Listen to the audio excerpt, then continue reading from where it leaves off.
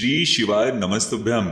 देखिए दोस्तों, पूज्य गुरुजी हमेशा कहते रहते हैं कि अगर आपके घर में किसी प्रकार का संकट हो, समस्याएं चल रही हो, आर्थिक समस्याओं से जूझना पड़ रहा हो, पैसे रुपए इन सब की दिक्कत चल रही हो, आपको धन की प्राप्ति ना हो रही हो, बच्चों की नौकरी ना लग रही हो, तो इसके पीछे सबसे बड़ा कारण हो सकता है कि आपके पितृ आपसे संतुष्ट ना हो, या फिर आपके घर में वास्तु दोष की समस्या हो, या फिर काल सर्प दोष की समस्या हो, और या फिर किसी भी प्रकार की समस्या हो सकती है।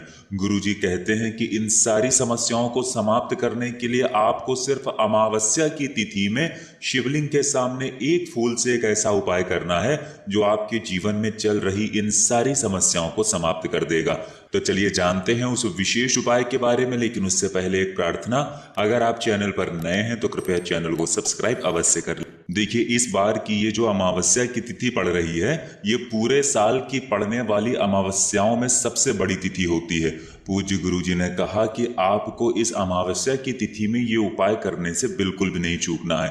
देखिए, इस वीडियो में हम पूज्य गुरुजी द्वारा बताए गए 2-3 विशेष उपायों के बारे में बात करेंगे, लेकिन उससे पहले सामने स्क्रीन पर आपको एक प्रश्न दिखाया जा रहा है। इसमें आपको बताना है कि पूरी अष्ट सिद्धियां और 9 निधियां किन्हें प्राप्त थी, श्री विभीषण जी को या फिर श्री हनुमान जी को। इनमें से जो भी उत्तर सही हो वो आप कमेंट करके जरूर बताइएगा। चलिए बात करते हैं गुरुजी द्वारा बताए गए पहले खास उपाय के बारे में। देखिए, ये उपाय जानने से पहले आप लोग एक बात जरूर ध्यान रखा करें कि अमावस्या जब जब पड़ा करे तो आपको सुबह अपने स्नान वाले जल में तुलसी जी की लकड़ी जरूर डालनी है।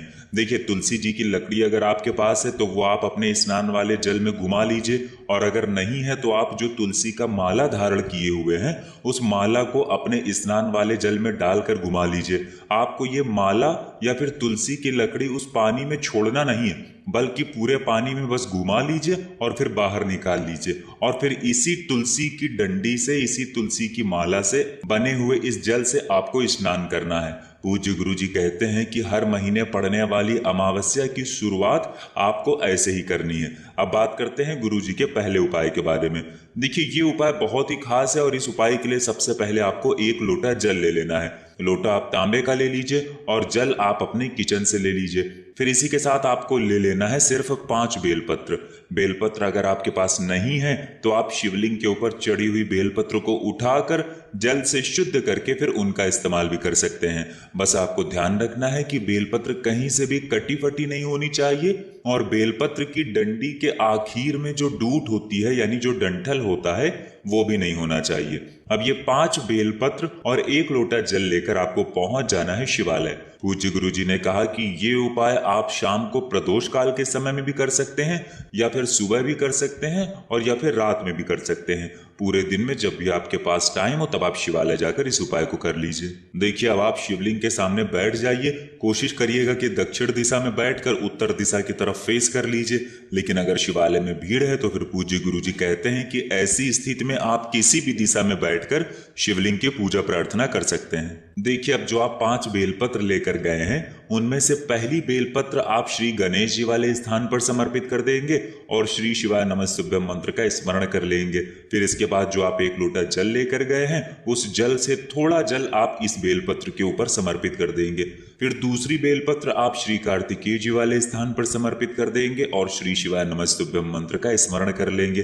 फिर थोड़ा सा जल इसी बेलपत्र के ऊपर, यानी कार्तिकेय जी वाले स्थान पर जो आपने बेलपत्र समर्पित की है उस बेलपत्र के ऊपर थोड़ा सा जल समर्पित कर दीजिए। फिर तीसरे नंबर की बेलपत्र आपको माता अशोक सुंदरी वाले स्थान पर समर्पित करना है और श्री शिवाय नमस्तुभ्यम मंत्र का स्मरण कर लेना है। फिर इसके बाद आप थोड़ा सा जल इस बेलपत्र के ऊपर समर्पित कर दीजिए। फिर चौथे नंबर पर आपको बेलपत्र माता पार्वती का जो हस्तकमल होता है वहां पर समर्पित कर देना है, और फिर यहां पर समर्पित करते हुए आप श्री शिवाय नमस्तुभ्यम मंत्र का स्मरण कर लीजिए और थोड़ा सा जल इसके ऊपर समर्पित कर दीजिए। फिर सबसे आखिरी बेलपत्र आप शिवलिंग के ऊपर समर्पित कर दीजिए और बाकी बचा हुआ पूरा जल आप शिवलिंग के ऊपर जो आपने बेलपत्र समर्पित की है उसी के ऊपर धीरे धीरे समर्पित करते जाइए और लगातार शिव महापुराण के मूल मंत्र श्री शिवाय नमस्तुभ्यम का स्मरण करते जाइए। पूज्य गुरुजी ने कहा कि अगर आपको शिव परिवार के विषय में जानकारी नहीं है, देखिए, अगर आपको शिव परिवार के विषय में जानकारी नहीं है तो सामने स्क्रीन पर आपको पूरा शिव परिवार दिखाया जा रहा है।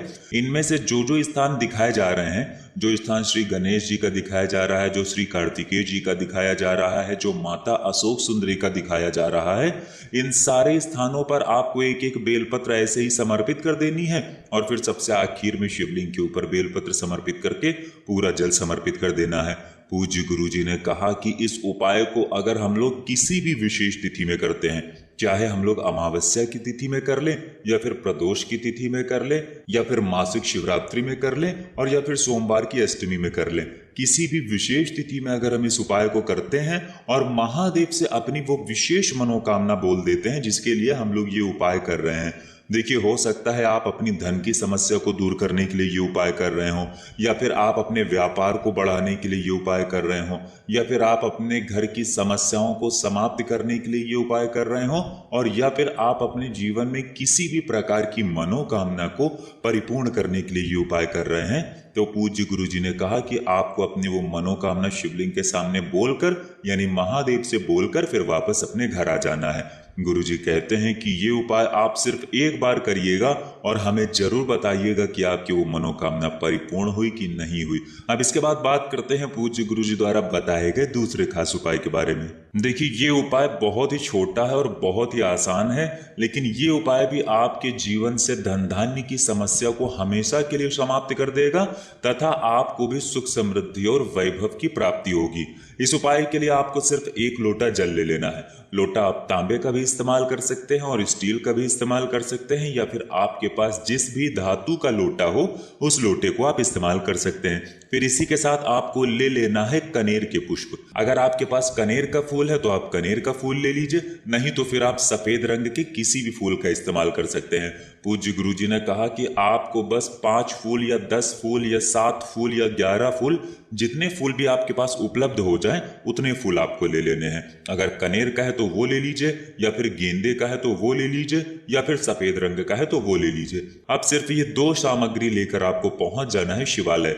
देखिए, शिवालय पहुंचकर सबसे पहले आप जो एक लोटा जल लेकर गए हैं उस जल को शिवलिंग के ऊपर धीरे धीरे समर्पित करते जाइए और लगातार शिव महापुराण के मूल मंत्र श्री शिवाय नमस्तुभ्यम का स्मरण करते जाइए। इसके बाद आप जो भी फूल लेकर गए हैं, चाहे आप गेंदे का फूल लेकर गए हैं, चाहे आप कनेर का फूल लेकर गए हैं, और चाहे आप किसी भी सफेद रंग के फूल को लेकर गए हैं, तो पूज्य गुरुजी ने कहा कि इन फूलों से आपको शिवलिंग का श्रृंगार करना है।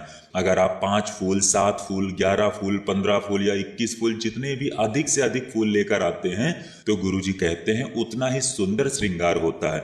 1 या 2 फूल आप शिवलिंग के ऊपर रख दीजिए, फिर 2-4 फूल उनके पीछे रख दीजिए, 2-4 फूल शिवलिंग के अगल बगल रख दीजिए और 2-4 फूल जलाधारी वाले स्थान पर रख दीजिए।